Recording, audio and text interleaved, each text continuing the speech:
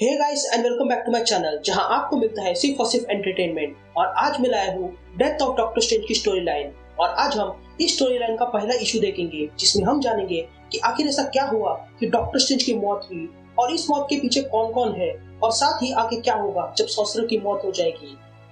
Guys ये series ongoing है और इसका अभी सिर्फ पहला इशू रिलीज किया गया है। तो दोस्तों अगर आप मेरे चैनल पर नए हो तो वीडियो को लाइक कर देना और चैनल को सब्सक्राइब कर देना ताकि ऐसे ऑसम कंटेंट आप मिस ना कर सके।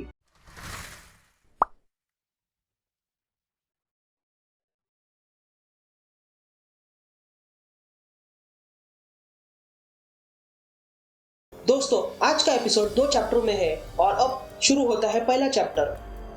डॉक्टर स्ट्रेंज अपने कमरे में सोया हुआ था और सारी चीजें बिखरी हुई थी। तभी डॉक्टर स्ट्रेंज की आवाज सुनाई देती है, कॉस्ची द डेथलेस। मैं हमेशा इस आदमी से प्रभावित था। यह स्लेविक लेजेंड का एक किरदार है। कॉस्ची को इमॉर्टल कहा जाता था क्योंकि उसने खुद से एक छोटी सी चीज अलग की थी और वो थी उसकी आत्मा, और इसी के कारण उसकी कभी मौत नहीं हुई। तभी बैट्स अंदर आता है और डॉक्टर स्ट्रेंज को जगाता है ताकि वो उसके साथ वॉक पर जाए। तभी डॉक्टर स्ट्रेंज कहता है उसने अपनी आत्मा एक सुई में डाल दी और फिर वो सुई अंडे में डाल दी और वो अंडा बतख में और बतख को खरगोश में और खरगोश को एक बक्से में और उस बक्से को इतना गहरा दफना दिया कि किसी के हाथ न लग जाए, और इन्हीं कारणों से वो अमर हो गया। तभी डॉक्टर स्ट्रेंज तैयार हो जाता है।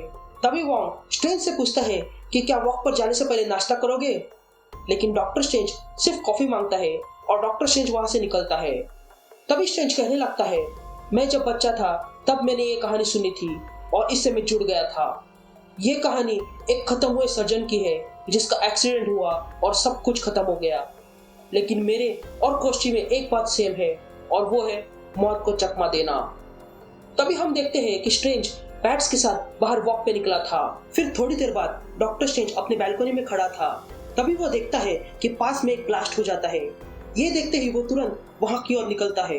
यहाँ एक आदमी दर्द के मारे चिल्ला रहा था और उसके अंदर से कुछ लपटें बाहर आ रही थी और वो आदमी चिल्लाते हुए कह रहा था, ये चीखें कोई सुन क्यों नहीं सकता है।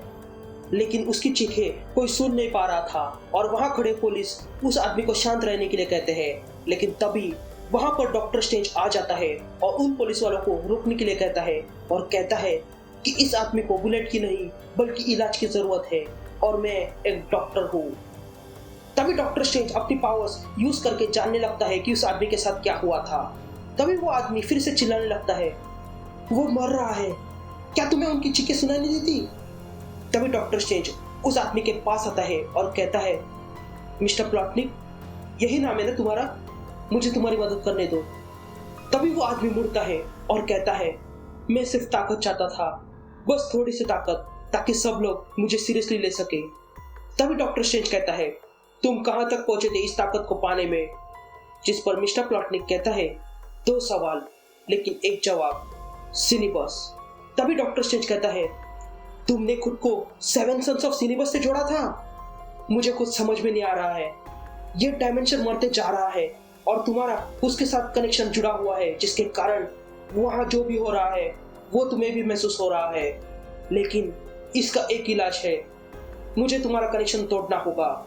ये कहते ही डॉक्टर स्ट्रेंज अपनी पावर से उस आदमी के अंदर के कनेक्शन को बाहर निकालता है और काट देता है, और तब सब कुछ रुक जाता है और वो आदमी को राहत मिलती है। तभी डॉक्टर स्ट्रेंज उन पुलिस वालों से कहता है कि इस आदमी को इलाज की जरूरत है और मैं अब जा रहा हूँ, लेकिन मैं जल्दी ही तुमसे मिलूंगा। ये कहते डॉक्टर स्ट्रेंज वहां से चला जाता है। फिर थोड़ी देर बाद हमें स्ट्रेंज एकेडमी दिखाई देती है जहां पर कुछ बच्चों को डॉक्टर स्ट्रेंज पढ़ा रहा था। तभी स्ट्रेंज उन बच्चों से कहता है, मैं पहला सॉर्सरर सुप्रीम नहीं हूँ और ना ही आखिरी, बल्कि ये तो सिर्फ एक टाइटल है जो उसे मिलता है जो इसके लायक होता है। लेकिन सॉर्सरर बनना कोई आम बात नहीं है, इसके साथ कई जिम्मेदारी भी आती है। सॉर्सरर सुप्रीम बनना मतलब पूरे अर्थ की रक्षा करना है। जिस तरह ओजोन लेयर पूरे अर्थ की रक्षा करता है अल्ट्रावायलेट रेडिएशन से, वैसे ही एक सॉर्सरर सुप्रीम पूरे अर्थ को बचाता है उन तमाम बुरी ताकतों से जो अर्थ पर हमला करना चाहती है। मैं तुम लोगों को ये सब कुछ इसलिए नहीं बता रहा हूँ क्योंकि मुझे मजा आता है, बल्कि मैं इसलिए बता रहा हूँ क्योंकि हो सकता है कि तुम में से कोई नया सॉर्सरर सुप्रीम बन जाए, क्योंकि मेरा वक्त कभी भी खत्म हो सकता है। तभी बेल बजती है और क्लास खत्म हो जाती है। लेकिन डॉयल नाम का लड़का क्लास खत्म होने के बाद भी स्ट्रेंज के पीछे आ रहा था। गाइस, ये डॉयल दरअसल में डोरमामू का बेटा है।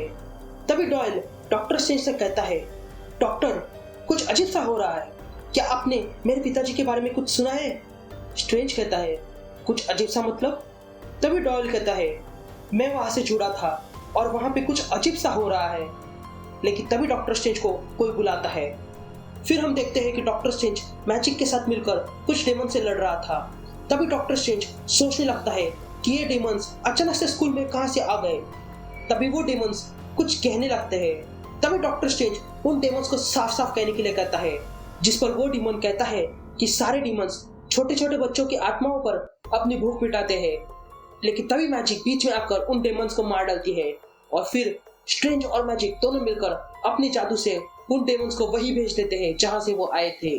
तभी मैजिक स्ट्रेंज से कहती है कि इसके बारे में हमें डॉक्टर वुडू से बात करनी होगी, लेकिन डॉक्टर स्ट्रेंज कहता है कि उसे कुछ और काम है। तभी हमें फिर से डॉक्टर स्ट्रेंज की आवाज सुनाई देती है, मैंने बहुत सारे जादूगरों का सामना किया, लेकिन उनमें से कोई भी मेरी जिम्मेदारियां संभालने के लायक नहीं था। तभी हमें डॉक्टर स्ट्रेंज काफी लोगों से लड़ते हुए भी दिखाई देता है। तभी आके स्ट्रेंज कहता है, मेरी जिम्मेदारियां कभी खत्म नहीं होगी, क्योंकि हर दिन लाइफ मुझे एक तोहफा देती है। मैंने वो काम किए हैं और देखे हैं जो किसी के बस में भी नहीं है। मैं बहुत ही बड़े ताकतवर लोगों से मिला हूँ इस पूरे ब्रह्मांड में, और कुछ लोगों को खोया भी हूँ, और ऐसा करने के लिए मुझे अपनी आत्मा को भी चुकाना पड़ा था। गोष्ठी अमर हो गया था, लेकिन एक आदमी बिना आत्मा के कैसे जी सकता है? तभी हम देखते हैं डॉक्टर स्ट्रेंज अपने घर में आराम कर रहा था, लेकिन तभी उसके डोर पर कोई नॉक करता है। क्योंकि वॉन्ग और बैट्स दोनों भी घर के बाहर थे, स्ट्रेंज खुद जाके डोर खोलता है। डॉक्टर स्ट्रेंज डोर खोलता है और देखता है कि उसके सामने कोई खड़ा था, जिसे देखकर वो कहता है, यह अजीब है, और तुम मेरे दरवाजे पर क्या कर रहे हो? काफी वक्त हो गया तुमसे मिलके।